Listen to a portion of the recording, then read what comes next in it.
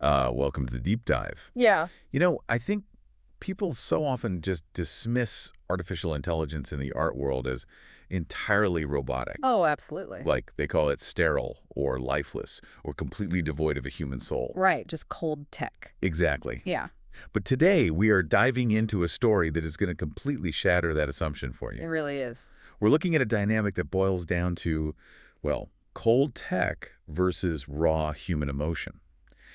And the catalyst for all of this is a really fascinating, incredibly raw interview from a local Delaware radio show called Hometown Heroes. Hosted by Mark Rogers, yeah. Yeah.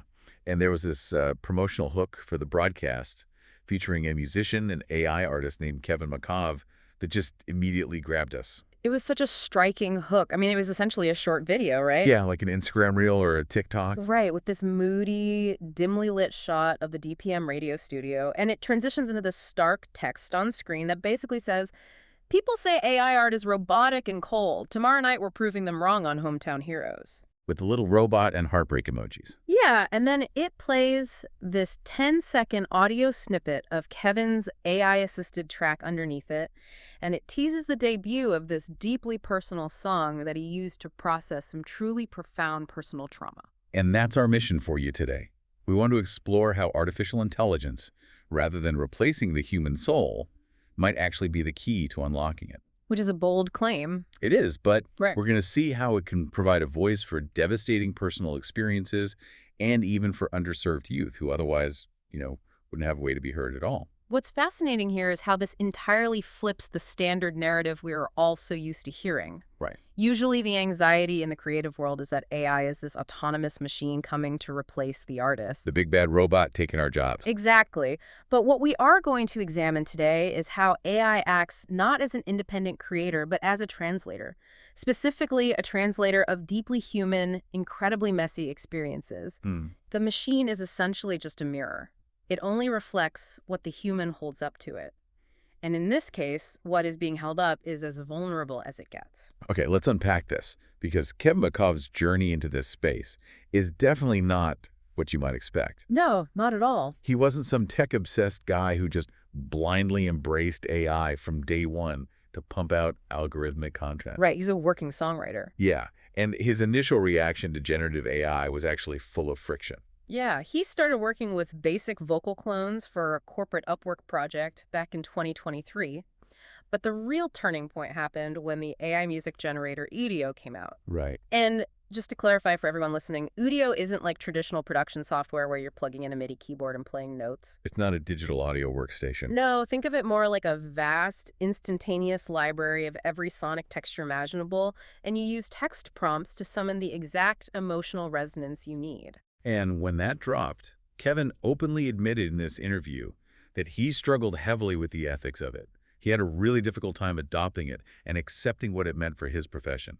Which is such a necessary, healthy stage for any artist facing a highly disruptive medium. You have to wrestle with the ethics. You can't just ignore it. Exactly. But what's brilliant is how Kevin handled that friction. He didn't just ignore it or write angry posts about it online. He forced the issue. Yeah, he really leaned in. He made it a challenge for himself and his songwriting community, this group he calls the Collaboration Social. He mandated that they use only AI tools for co-writing over an entire summer. Wow. Total immersion therapy, basically. Yes, total immersion just to get comfortable with the technology and find its edges. And this is crucial context for you to understand because it shows that his eventual embrace of AI wasn't born out of laziness or a desire to take shortcuts. Right. It wasn't a cheat code for him. No, it was born out of rigorous, skeptical experimentation. And that experimentation led directly to the emotional core of our deep dive today. During this radio appearance, they debuted a song of Kevin's called Threshold. And we need to share the backstory of this track because it is heavy, but it is the ultimate proof of our theme. Kevin created Threshold using AI to process the trauma of being sexually assaulted by a school teacher when he was just 16 years old. It's incredibly heavy. He explicitly states that the song is a raw, artistic look at exactly what a 16-year-old was feeling in that horrific situation. Yeah. It's an exploration of his mindset, his fear, and his vulnerability in that exact moment, completely externalized through this technology. And this is where I want to pause and ask you, because you mentioned AI being a translator earlier. Why is AI uniquely suited for processing something this dark and this personal? That's a great question. Like, why not just write it on an acoustic guitar or go into a studio with a producer? If we connect this to the bigger picture, it really comes down to psychological safety and cognitive load. Okay, break that down. Think about what it takes to process severe trauma. Now imagine trying to communicate that trauma to a human co-writer or a producer in a small, enclosed studio. That would be terrifying. Right. There's an inherent fear of judgment. You might feel exposed or worry about making the other person uncomfortable. But a machine doesn't judge. It doesn't offer pity. It just listens and translates. It's a completely blank, safe slate. Exactly. And from a technical standpoint, the cognitive load of producing a track from scratch is massive. Oh yeah, arranging the instrumentation, getting the perfect vocal take. Mixing the audio, right. All while trying to hold on to this incredibly fragile, painful, emotional state. AI, in this instance, removed all those technical barriers. It just got it out of the way. It closed the gap between Kevin's raw psychological state and the final sonic expression. It begs the question, what stands out to you about using a machine to process human trauma? It's a wild thought. Because it proves that AI can navigate human vulnerability in a way that traditional instrumentation alone might not reach for certain people. It really is a profound realization. Hearing a machine perfectly mirror back the pain you've been carrying for decades, it's a heavy thing to process. Definitely. But seeing how effectively this technology unlocked his own past, it makes a lot of sense that Kevin wanted to hand that same key to the next generation. Which brings us to a major pivot in his work. He took this realization into the classroom. Yes. He ran a pilot program at Stanton Middle School in the Red Clay School District. Right, so we are talking about kids in the 6th to 8th grade, so 11 to 13 years old. Mm-hmm. And from what I understand, he didn't just walk in, show them a chatbot, and say, hey, have fun. No, not at all. He taught them a highly structured, actionable curriculum on how to create a product and bring it to market. But I need you to explain this, because how exactly do you teach an 11-year-old to write a hit song? You start with the architecture. Before the computers even got involved, he taught them standard pop songwriting structures. Specifically, he taught them the rondo version. The rondo version. It's a structure where you start with the chorus or the hook first. You grab the listener immediately, and then you build out from there. He taught them the math of it, exactly how many bars belong in an intro, a verse, a pre-chorus, and outro. He provided the scaffolding of how a song is built, so they understood the craft. Okay, so they have the blueprint. Right. But then the computers get involved, and it sounds like they use them for literally everything. Pretty much. They used generative AI for the music. They used it to create artist avatars, generating the visual representation of their musical personas. They used it for video generation. Yeah. But there's this one term he uses, vibe coding. And I need you to explain this to me because it sounds like pure magic. How does a middle schooler vibe code? It does sound like magic, but it's actually the bleeding edge of natural language programming. Okay. Vibe coding is literally just speaking into a computer in plain English or whatever your native language is, and having the computer write the underlying code to build a platform for you. So no typing lines of syntax? None. A student could literally say to the AI, I want a website with a dark blue background, a media player in the center, and a gallery for my album art. And the AI writes the HTML, the CSS, the JavaScript, and builds it. That is wild, and they actually did this. They did. Through this process, they built a fully functional website called hostyourownmusic.com. Really? Yeah, if you go there right now, it hosts 50 different student artists and over 50 original songs, all entirely conceptualized and generated by these middle schoolers. Here's where I have to play devil's advocate, though. And I know the radio host actually pushed back on Kevin with this exact question. The cheating question. Yes. When people hear about kids using generative AI to make music and build websites by just talking to a computer, the immediate reaction is, isn't that just cheating? Aren't we bypassing the actual work of learning an instrument or learning how to code? It's the most common pushback, absolutely. But Kevin's response to the cheating question is incredibly insightful, and it reveals a lot about the reality of the modern educational landscape.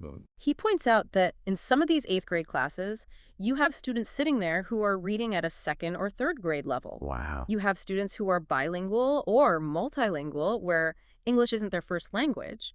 If the goal is to help them express complex emotions and tell their stories, how do you do that using traditional methods when they are fighting just to read the textbook? You really can't. The friction is too high. Yeah. They just disengage. Precisely. But Kevin points out that this technology acts as a universal translator. It allows a student to speak in whatever vernacular or language they are comfortable with. That makes so much sense. The AI can convert it to the language they need, explain the musical concepts at the exact reading level they need, and meet them exactly where they are. It's adapting to the student rather than forcing the student to adapt to a rigid curriculum. Exactly. And as Kevin says, that is the whole goal of education, to instill a love of learning. But it goes even deeper than reading levels. It brings up a massive point about sheer financial privilege in the arts. Oh, the cost of entry. Right.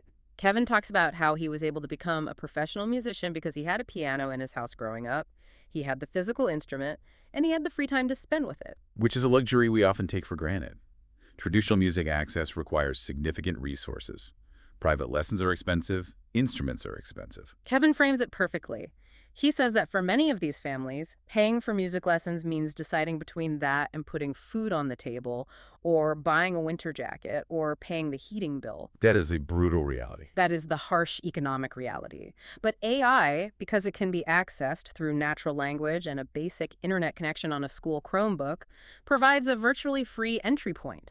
It entirely bypasses the financial gatekeeping of the traditional art world. And he emphasizes why kids specifically need this kind of outlet. He says they spend their entire day in an environment where they are constantly being dictated to. Sit here, learn this, eat lunch now, do that. Very regimented. It's a dictatorial environment where they normally have zero voice and zero agency. But they have all these intense thoughts and feelings about the world. This AI curriculum literally put the power in their hands. It really did. It gave them an avenue to externalize their emotions.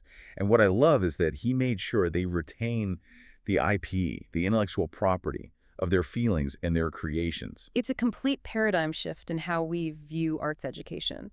And it naturally leads into how Kevin views the broader shifting ecosystem of the music industry itself. Because it's not just the classroom that's changing. No, this technology is actively reshaping the highest levels of pop music, the economics of distribution, and how audiences interact with art.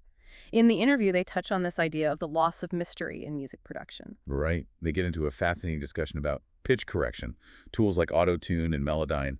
And I think a lot of people are confused about this. Oh, for sure. Kevin points out that the general public thought auto-tune was just a fad from the T-Pain era. You know, that robotic, synthesized vocal sound. But he clarifies that today, pitch correction is the only thing that is used. Can you explain the difference between that old T-Pain sound and what they're doing now? Sure. The T-Pain effect is what happens when you push pitch correction to its absolute extreme, forcing the vocal to snap perfectly and instantly to a digital grid.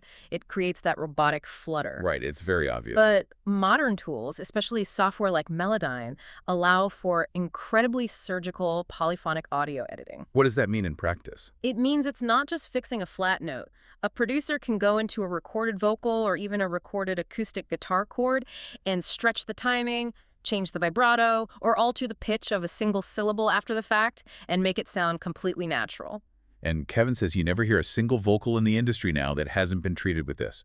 He explicitly names Taylor Swift and Bruno Mars as examples of artists whose vocals are entirely pitch corrected, even if it sounds flawlessly natural to the listener. And the philosophical consequence of this is a massive loss of enchantment. The magic is gone. When social media and accessible tech expose the wizard behind the curtain, when fans realize the perfect raw vocal is actually heavily engineered, or that AI can generate a flawless beat in seconds, some people feel deeply disenchanted. They want the mystery.